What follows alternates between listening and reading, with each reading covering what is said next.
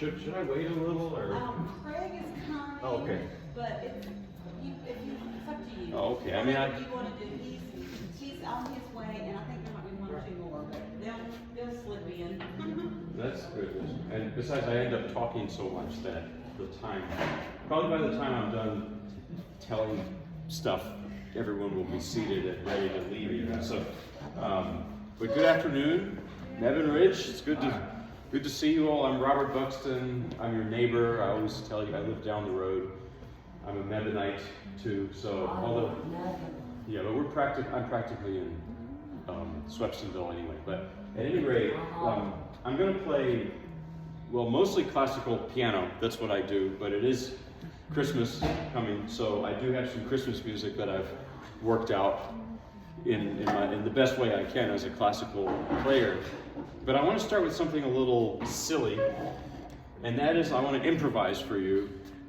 Let's some Christmas melody in the style of a classical composer, and you're going to tell me what you want. So let's pick the Christmas tune. Please be nice to me. What's a Christmas tune you want to hear me improvise on? Joy to the World, okay. Which is classical too. Now we need to pick a classical composer that might sound funny in the style of anybody. Santa Claus got run over by a reindeer. Well, that's a different. I mean, it's Bach. Oh, that's hard. Okay, so Joy to the World. A lot of people have been asking me for Bach lately, so okay.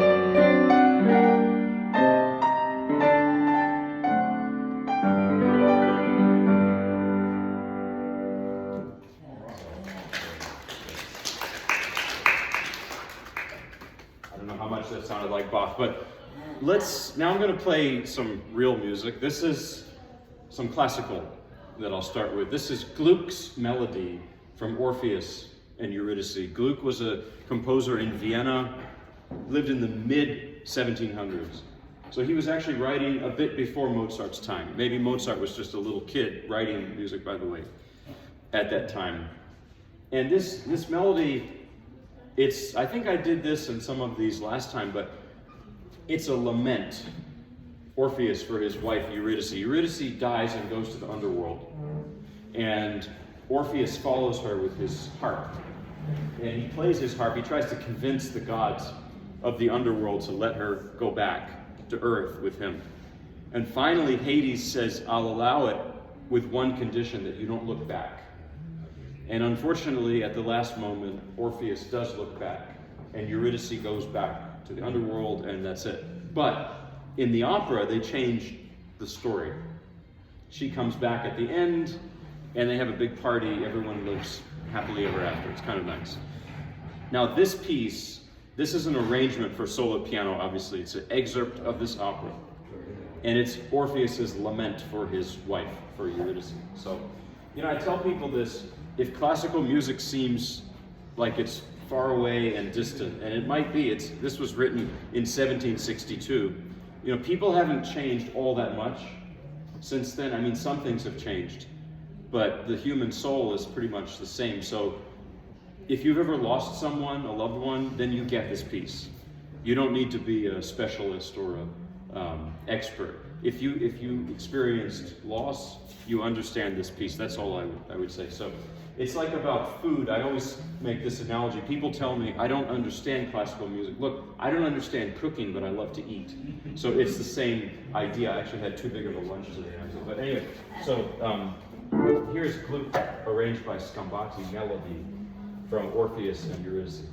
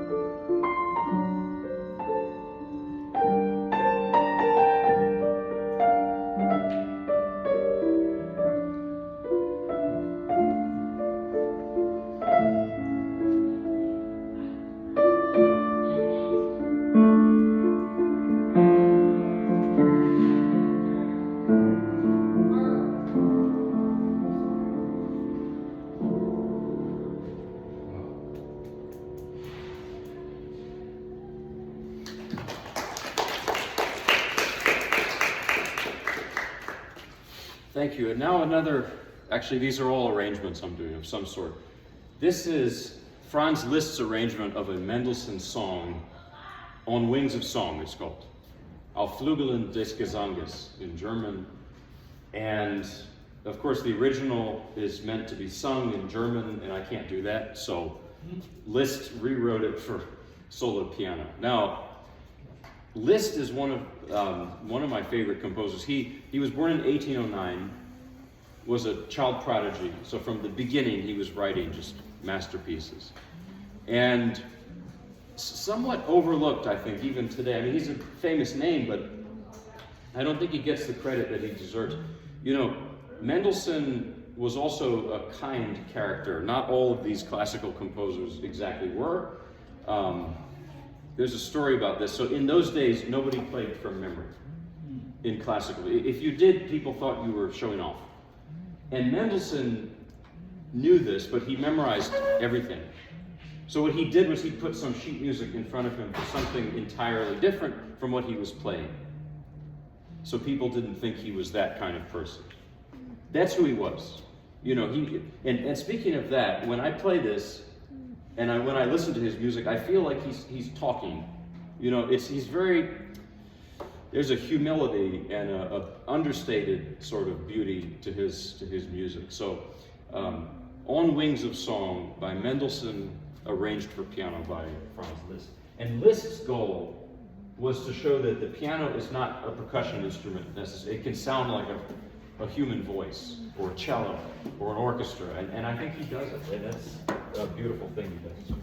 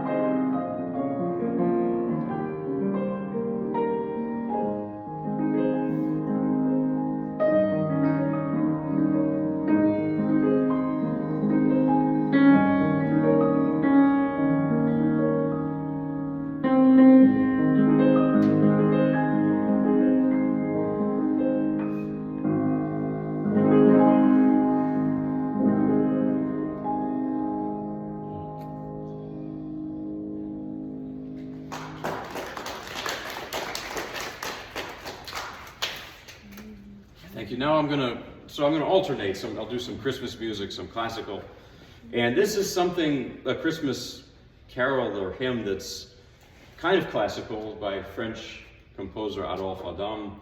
This is "O Holy Night." I can't sing. I wish I could sing it, but I'm gonna just play it and do some improvising around it. So here it is.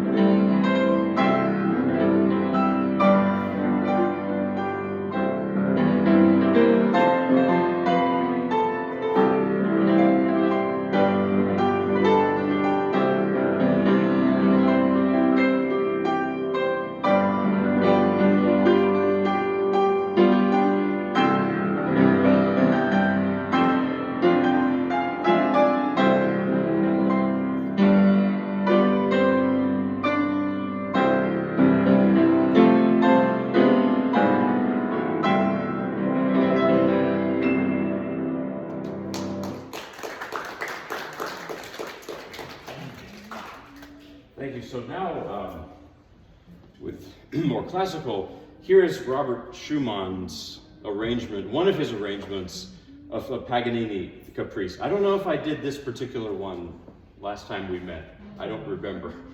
There are 12 of them, and I'm going through each of them.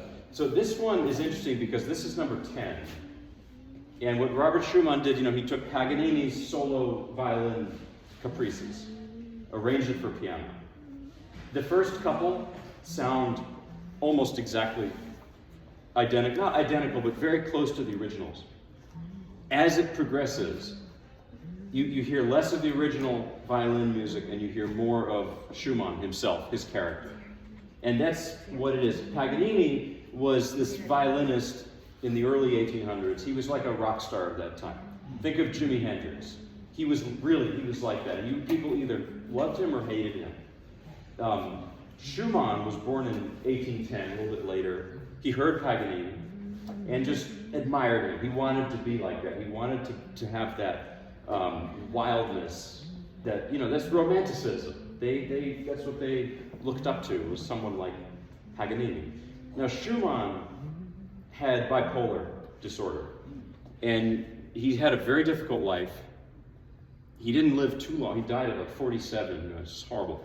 And he actually gave names to the two parts of his personality, of his bipolar disorder. He called his manic side Florestan. He just created this character. And then he created a character, Eusebius, for his depressive side. And actually in this piece you hear both. And it goes back and forth between the two characters, sometimes unexpectedly. And some people complain about this. They say Schumann's music, it doesn't develop normally. In other words, someone said it's like shish kebab, a little bit of this, a little bit of that, and it's not. But that's the point. Imagine having that condition and no treatment like in those days.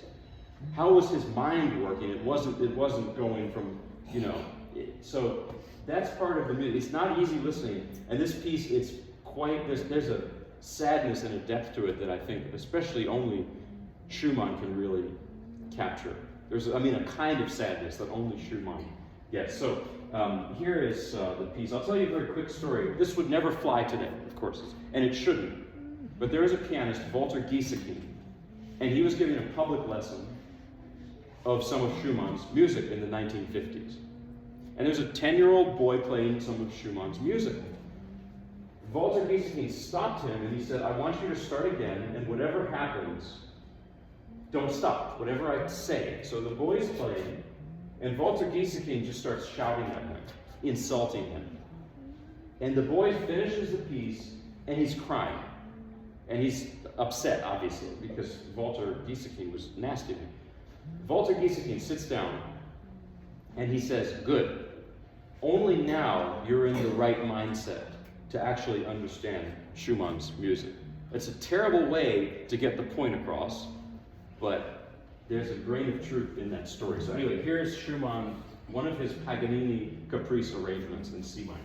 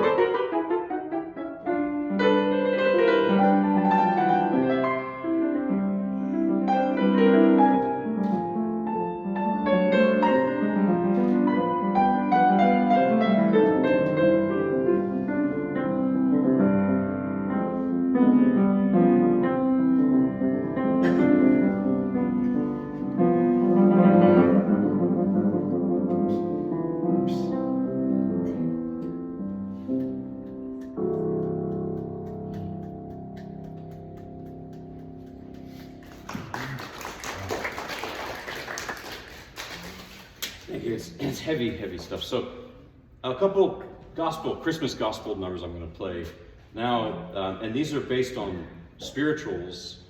Well, the second one's not really, I don't think is a spiritual, but the first one definitely is. Go Tell It on the Mountain. I'm going to jazz it up a little, gospelize it up a little bit. This is, Go Tell It on the Mountain is the name of one of James Baldwin's major novels, autobiographical novel. He named it Go Tell It on the Mountain after this Christmas spiritual gospel song. So here it is.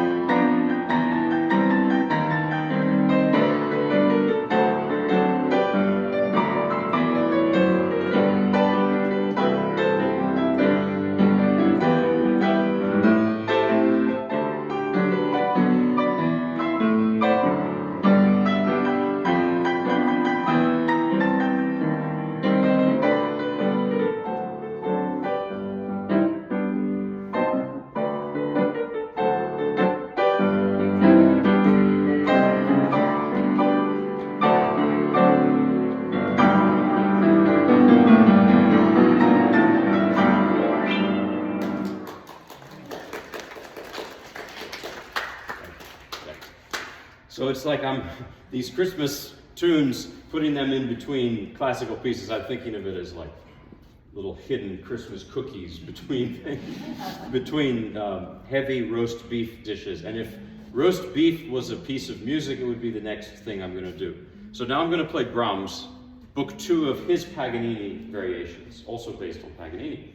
So, young Brahms walked up to the Schumanns, who you just heard before you heard Schumann. Brahms knocked on their door as a young man, looking for advice. The Schumanns listened to him play some of his pieces, and they said, you're a genius. Why don't you live with us?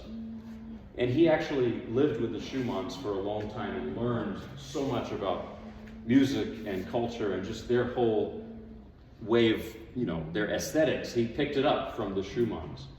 Not long after he moved into their home, Robert Schumann became very ill mentally. He tried to jump into the icy Rhine River, and he was sent to an institution and died shortly after that.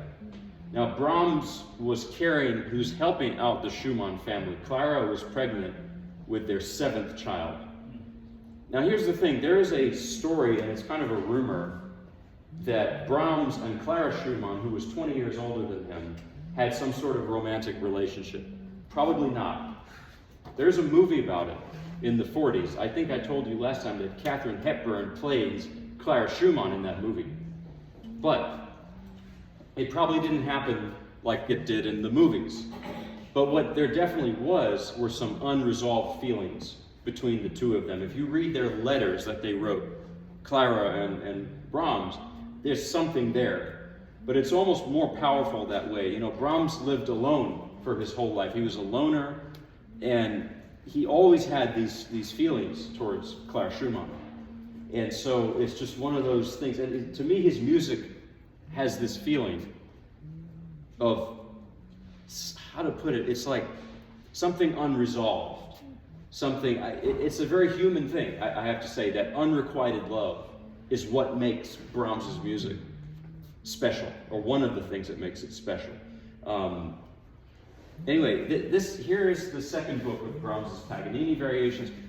Brahms actually wrote this as a series of exercises for the fingers based on,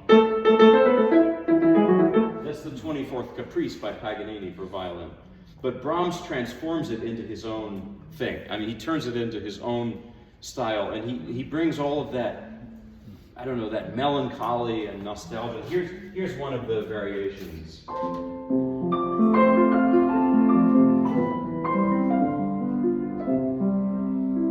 It's like something very wistful, like remembering something from 20 years ago, 30 years ago, someone that you were in love with 30 years ago. It has that feeling, Brahms' music sometimes. Here. Another part. That almost sounds like the lullaby that he wrote, the famous vegan one. But anyway, here is the second book of Brahms' Paganini. This is a little longer, it's like 11, 12 minutes, so here it is.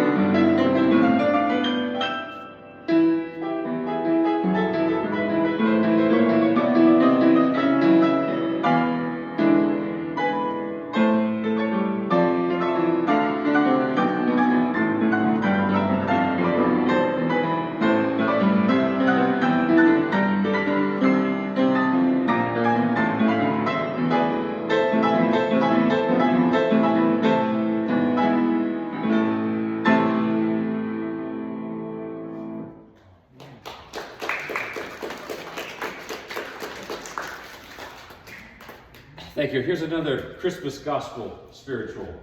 Oh, what a wonderful child. This is a little new for me, so.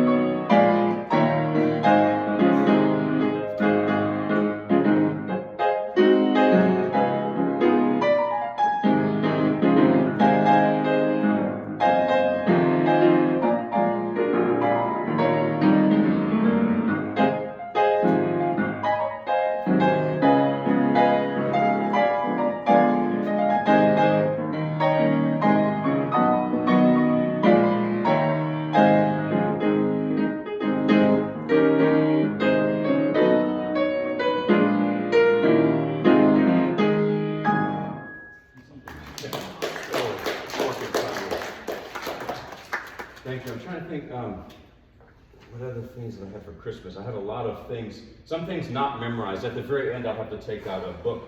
But let me do this one. This is from a musical in the 60s called Mame or Mamie. I forget. It's We Need a Little Christmas. Do you know that song? Yeah. I just learned it like yesterday, so trying to improvise with it, and it's not easy. It's a tricky one, but it's from a musical about the 1920s. There's the stock market crash, and the main character starts singing this song because they lose everything, but she said, we need a little Christmas, you know, we need a little laughter and joy and fruitcake and all that, you know. So it's that's what it is. And maybe some of us maybe we all can relate to that in some way. I mean, it's not 1929, but life isn't always easy, and sometimes, yeah, we do need a little Christmas, a little joy. So let's see what I can do with that.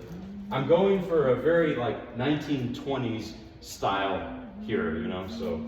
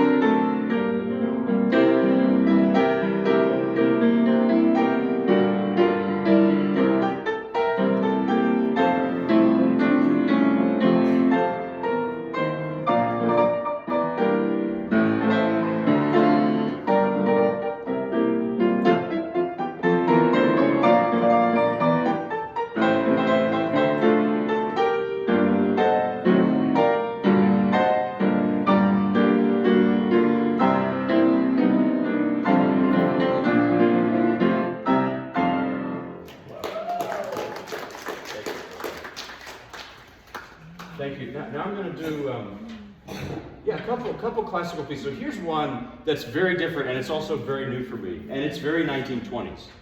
So get your flapper hats. You know, But it's a little bit atonal. It's a little bit, it's got some crunchy chords, but this is Pièce en forme de rag, piece in the style of ragtime, by French composer Daniel Héricourt.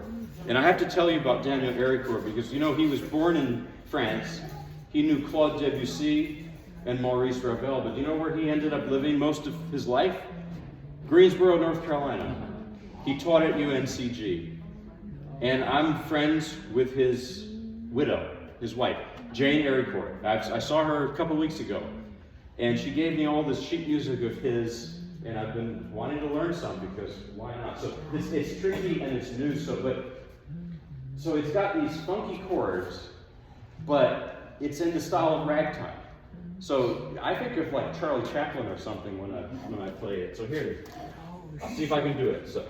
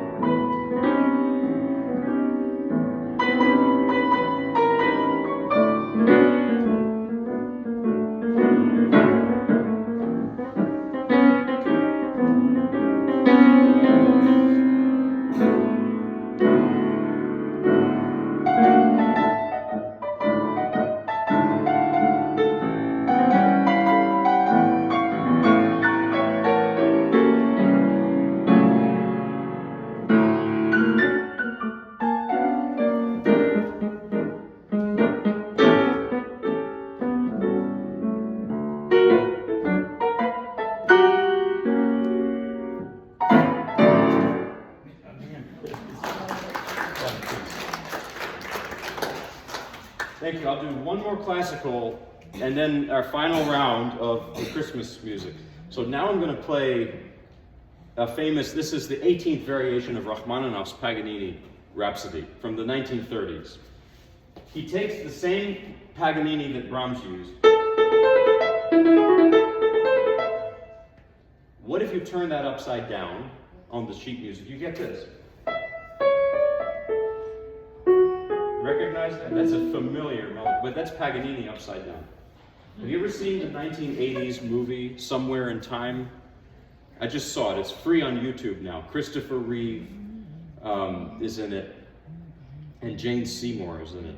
And it's about he goes back in time to meet this woman. He fell in love with her in the photograph. It's kind of a weird plot, and some critics hated it. But that Rachmaninoff is there in that movie throughout. It's like the theme there. And it makes sense that it is, because like in the movie, Rachmaninoff was so nostalgic for the past. You know, he left Russia during the revolution, never went back.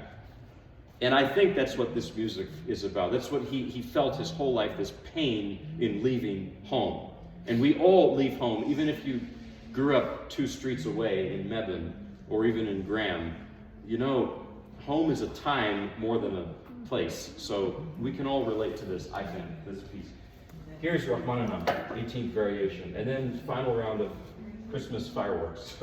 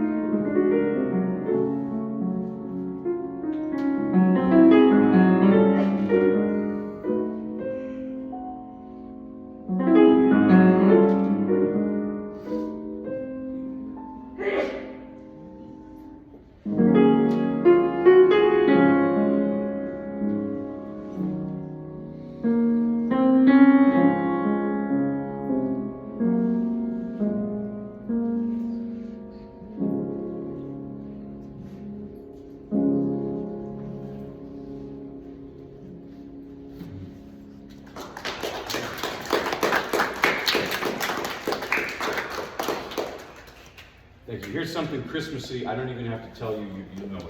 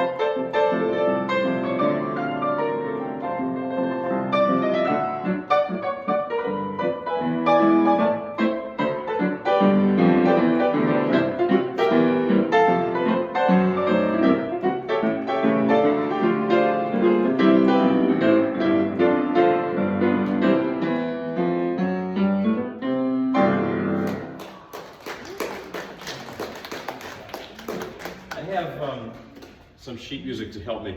A couple funny jazzy Christmas arrangements. I add my own things to this, but this is an indecisive Jingle Bells. It's really funny because it can't make up its mind what style it wants to be, and I think it's hilarious. So.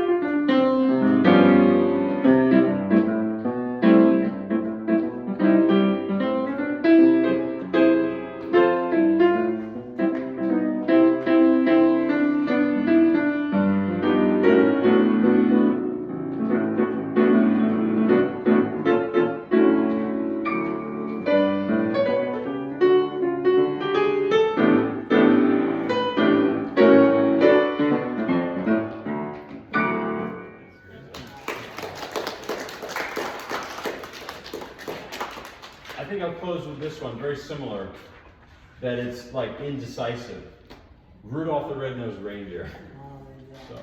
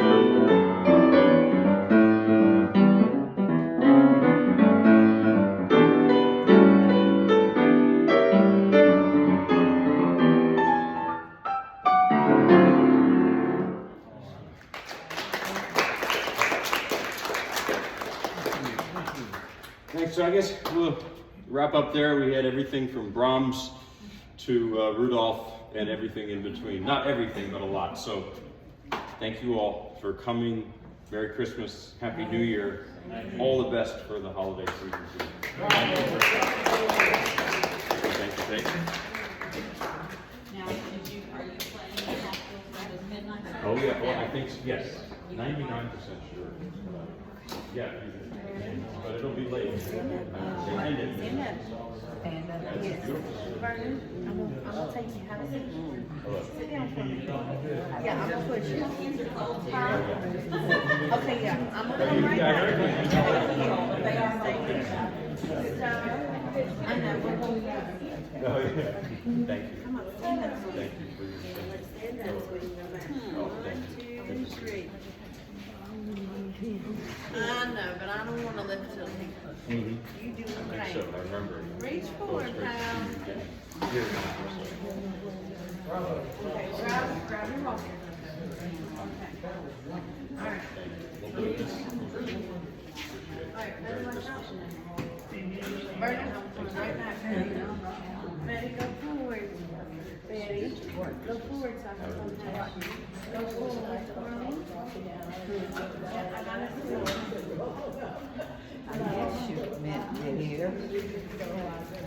Stay there, I'm coming back. I stay here. Oh, Betty, let me get in front of you, okay? Wait, let me get in front of you. Thank you. Thank you very much. Appreciate it. Oh,